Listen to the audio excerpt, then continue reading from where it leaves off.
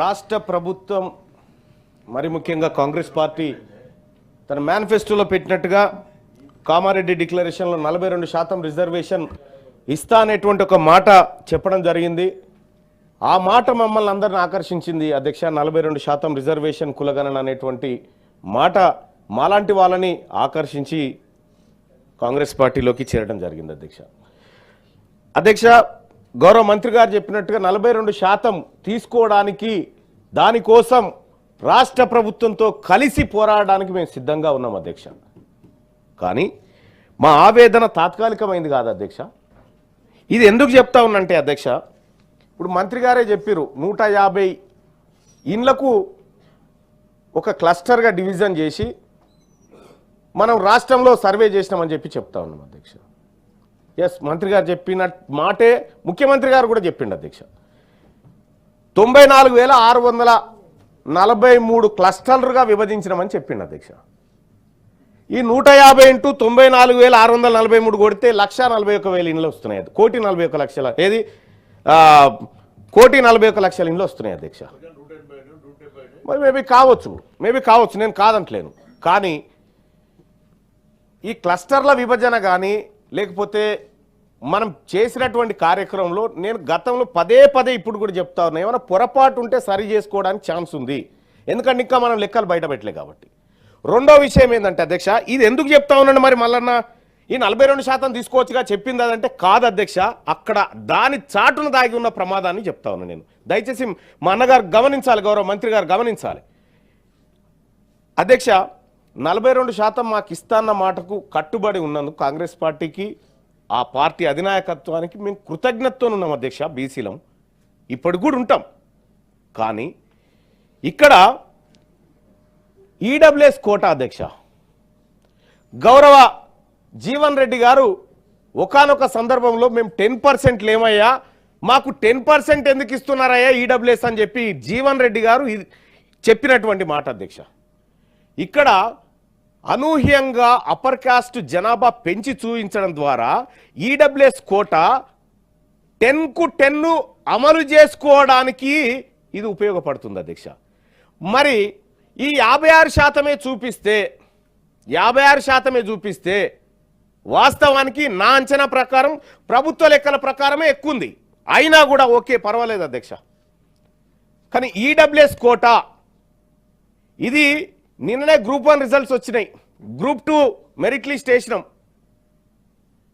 వాళ్లకు దక్కాల్సిన వాటా కంటే అధిక మొత్తంలో దక్కుతా ఉంది. ఎందుకు దక్కుతుంది?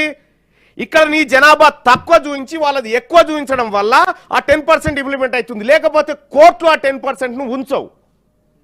మరి ఈ వర్గాలకు దక్కాల్సినటువంటి ఉద్యోగాల దగ్గర, ఈ వర్గాలకు దక్కాల్సినటువంటి అవకాశాల దగ్గర ఈడబ్ల్యూఎస్ ఎఫెక్టివ్గా వర్క్ చేస్తూ ఉంది.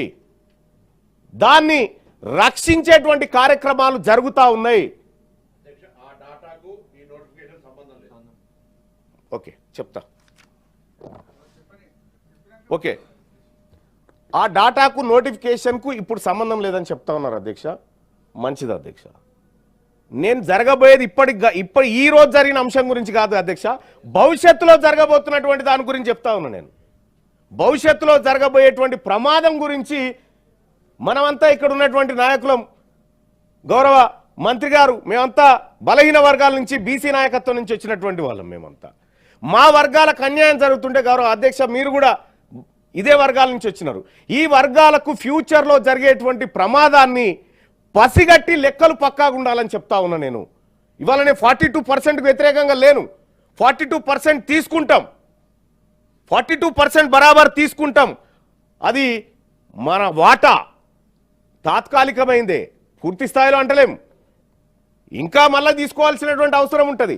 కానీ 42 అయితే తీసుకుంటాం, తీసుకొని ముందుకు పోతాం. ఇదే సమయంలో ఈ లెక్కల విషయంలో కూడా ఇదే పుస్తకంలో ఒక 10 సార్లు నిరూపించేంత డాటా ఉంది దీంట్లోనే. మరి ఈ రాష్ట్ర ప్రభుత్వం ఎందుకు ఇలాంటి లెక్కలు తీసుకొచ్చి కన్ఫ్యూజన్ క్రియేట్ చేసింది అనేది నాకు అర్థం కాలేదు. నేను గౌరవ మంత్రి గారు చెప్తా ఉన్నా, ఆయన మనసులో ఎలాంటి తేడా లేకపోవచ్చు, ఈ బీసీల పట్ల ప్రేమ ఉండొచ్చు, ఈ బీసీల సమాజం కోసం ఆయన ఆలోచన ఉండొచ్చు. కానీ ఆయన మంత్రిగా ఉన్నప్పుడు ఇలాంటిది జరగడం బాధ అనిపిస్తుంది అధ్యక్ష. కొంత జరగకూడదు, అది అట్లా జరగకూడదు. తెలంగాణ రాష్ట్రంలో అధ్యక్ష ఒక లెక్క చూస్తే కడుపు దొరక్కపోతుంది అధ్యక్ష. 1956 నుంచి 52 నుంచి మొన్నటి వరకు మొత్తం ఈ అసెంబ్లీలో ఎంతమంది మహిళా సోదరిమణులు మా బీసీ ఎమ్మెల్యేలు వచ్చారు తెలుసా అధ్యక్ష? 8 మంది. ఆ 8 మందిలో 4 సార్లు మా అక్కనే, మిగతా వాళ్ళు 4 అధ్యక్ష. 68% మంత్రి పదవులు అప్పర్ కాస్ట్ అనుభవించింది అధ్యక్ష. ఈ లెక్కలు చూస్తూ ఉంటే బీసీలకు రాజకీయంగా జరిగినటువంటి అన్యాయాలు, ఉద్యోగపరంగా జరిగినటువంటి అన్యాయాలు అనేకం ఉన్నాయి అధ్యక్ష. ఇవాళ తెలంగాణ రాష్ట్రంలో నాన్ రెవెన్యూ ఐఏఎస్ క్యాడర్ని అప్గ్రేడ్ చేసినారు అధ్యక్ష. ఐఏఎస్లుగా మొత్తం 9 మందిని ఏమో చేసినట్టున్నారు అధ్యక్ష. ఒక్క బీసీ లీడర్లా. నేను మా మంత్రులకు రిక్వెస్ట్ చేస్తా ఉన్నా, ఇది ఎవరి మీదనో కోపం కాదు, ఈ వర్గాలకు జరుగుతున్నటువంటి అన్యాయం మీదనే ఈ బాధ. ఈ రాష్ట్ర ప్రభుత్వానికి మాకు పంచాయతీలు ఏం లేదు. ఒక్క కులగణన విషయంలో మాత్రమే నేను డిఫర్ చేస్తా ఉన్నా. ఇక్కడ గవర్నర్ గారు మాట్లాడిన ప్రసంగం కానీ లేకపోతే ఇంకోటి కానీ నేను అభ్యంతరాలు చెప్పను. ఇందులో ఉన్నటువంటి ఈ అంశం గురించే మాట్లాడదలుచుకున్నా అధ్యక్ష. ఇక్కడ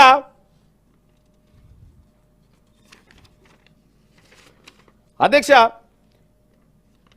మంత్రివర్గంలో ఇప్పటి వరకు 1956 నుంచి 2019 వరకు 888 మంత్రి పదవులు భర్తయినాయి అధ్యక్ష మొత్తం ఈ ప్రాంతం నుంచి. అందులో 543 మంత్రి పదవులు అగ్రవర్ణాలకే చెందినాయి అధ్యక్ష. ఎస్సీలకు 111 దక్కినాయి అధ్యక్ష. ఎస్టీలకు 22 దక్కినాయి. ఇక 888 మంత్రి పదవులలో ఏది 19 వరకే, ఇది మళ్ళీ 23 కాదు. బీసీ మంత్రులు అయ్యింది 212 మంది 888లో.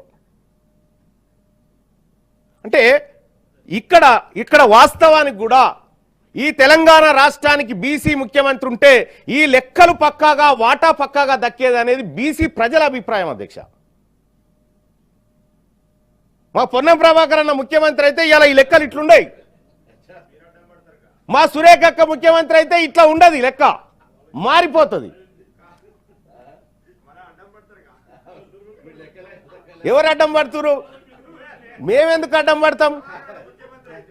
మేమెందుకు అడ్డం? ప్రభాకర్ అన్న ముఖ్యమంత్రిని చేయమని మొత్తం తెలంగాణ జనం అంతా గదిలో వస్తుంది. కానీ ఆ టాపిక్ ఎందుకులే, కానీ ఆ టాపిక్ వద్దులే, కానీ ఆ టాపిక్ వద్దు అధ్యక్ష. మంత్రివర్గంలో కూడా 28% మంత్రి పదవులు రెడ్డి సామాజిక వర్గం వాళ్ళు అనుభవించారు అధ్యక్ష. 5% మంత్రి పదవులు వెలమలు అనుభవించారు అధ్యక్ష. కమ్మలు 13%, 3.5% క్షత్రియులు అనుభవించారు, 3.1% బ్రాహ్మణులు అనుభవించారు, 1.5% వైశ్యులు అనుభవించారు, 7% కాపులు అనుభవించారు.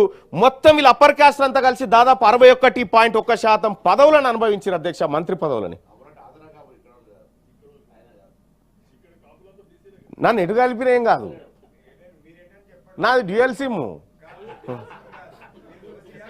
రైట్గా 12.5% మంది ఎస్సీ మంత్రులు, 2.4% మంది ఎస్టీ మంత్రులు.